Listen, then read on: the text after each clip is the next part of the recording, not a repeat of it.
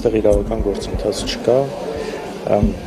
կա մի հոգու ցուցում, բացահայտ լկտի, ապօրինի, որին ուղղակի հանցակից են դառնում նաև այսպես իրավապահ եւ դատական համակարգի շատ մասնակիցներ։ Որտեւ իրավական բացարձակ ոչինչ չկա, գործը հարուցված է 2018 թվականից, ոչ մի նոր բան չկա այս գործում, ուղղակի կա ցուցում, այսպես թքել կպցնել, ինչ որ բան փորձել ստանալ, բանի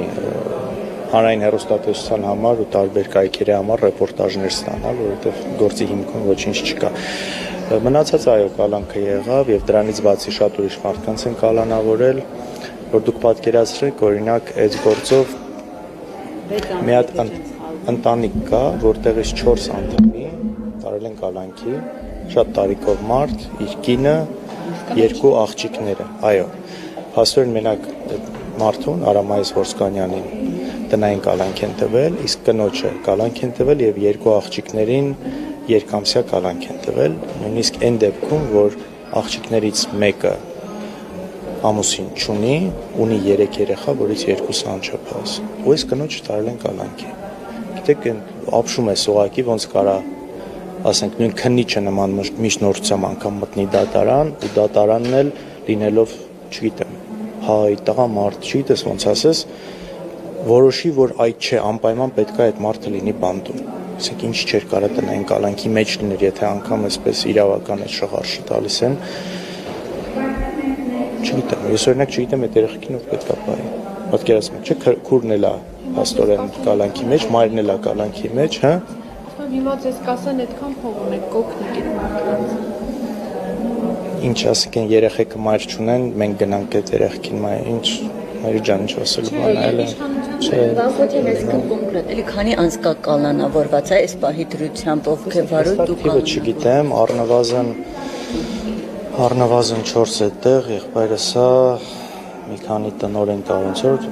5-6 առնվազն էլ, այս բանը այսպես ինֆորմացիան ամբողջական չունեմ էլ։ Այո, փաստորեն հորս հետ կապված 24 ժամի այսպես ռեժիմով էին մտել, երեքան որ առողջական խնդիրներ կար, շատ էին ուզում որ դատարան բերեին, բայց բժիշկները ասացին որ չի կարելի։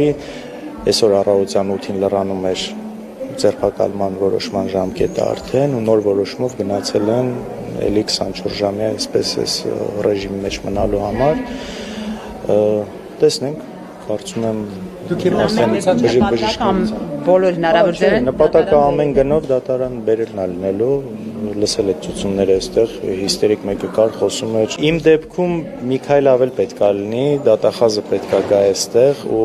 ընդհանրապես այս քրեական գործերը հատկապես ապօրինի ինչով են այսպես անարդար պայմաններում ենք լինում որովհետև կա նախաքննական գաղտնիք եւ սրա տակ ինչու այսինքն իրանք ինչ ուզում տարածում են եւ դու սահմանափակ ես լինում